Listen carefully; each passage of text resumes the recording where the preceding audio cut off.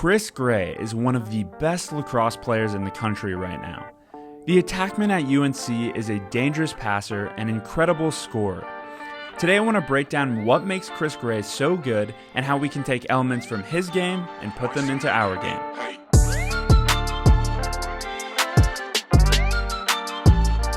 Okay, so if you're new to Lax Weekly, welcome. I really appreciate you watching. My goal is to help everyone become great at this sport that I love so much. And so before we start, if you want even more of these film breakdowns and lacrosse tips, check out the free Lax Weekly email newsletter. Over 300 of you are already subscribed and have given me wonderful feedback. I'll leave a link down in the description where you can go check it out now. I have some film from Chris Gray that we're going to watch and then dissect, so let me play this clip for you and then we'll talk about it.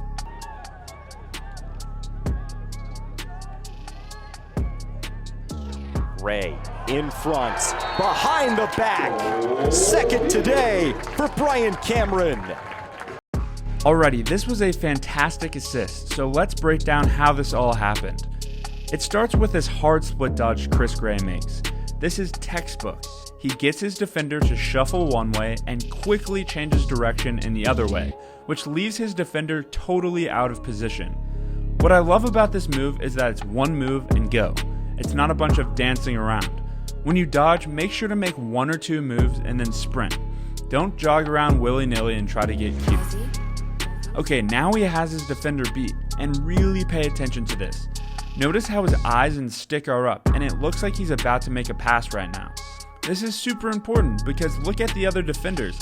They can't slide off their guys or else Gray will just pass to them. And so by Chris keeping his eyes and stick up, he's able to keep the other defenders at bay. If you've been watching my videos for a while, you know I'm huge on keeping your eyes and stick up. It's one of the easiest ways to improve your lacrosse game, and it's something most lacrosse players just don't do. Now Gray gets to the island, which is 5 yards up and 5 yards away from the cage, and he bounces away from his defender to create separation. The one thing his defender has on him is his size. Chris is clearly smaller than him, so it wouldn't be a good idea for him to try to post up or body his defender. Instead, he makes the smart decision to create space between him and his defender. When he has space, the defender's size advantage is completely gone, and Chris can do whatever he wants. If you're a smaller attackman or just don't think you're in the right situation to get physical with a defender, it's always a good idea to bounce and create separation before doing anything else. Okay, now Gray has all this space. His hands are free, it's time to make a pass. What I love here is that Gray is poised and patient. He's not trying to force anything. You see, he almost makes an initial pass but decides to wait. This patience is everything. It's what separates good players from great players. You hear coaches say all the time, let the game come to you, and this is exactly what Gray does here. He's just waiting to see what opens up. He's not trying to make something out of nothing.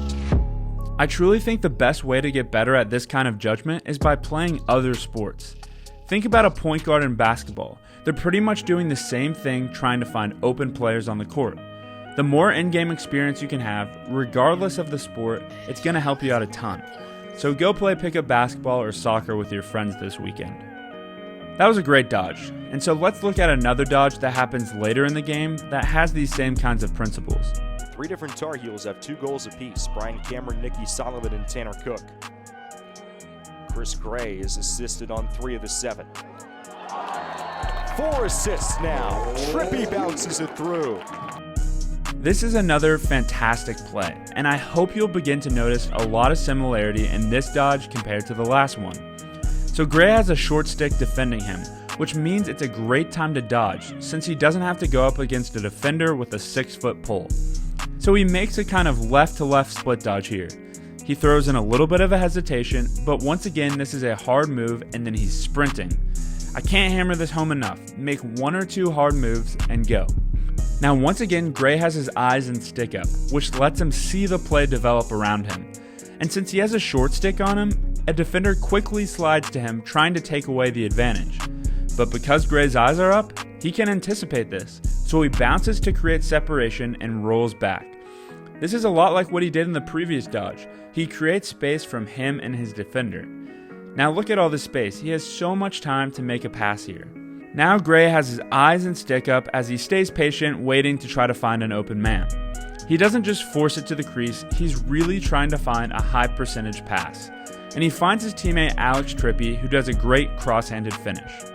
So now that we've seen these two plays, you can see the steps to making them happen are the exact same. Make a hard move, keep your eyes in stick up, bounce to create separation, and stay patient to find the open man.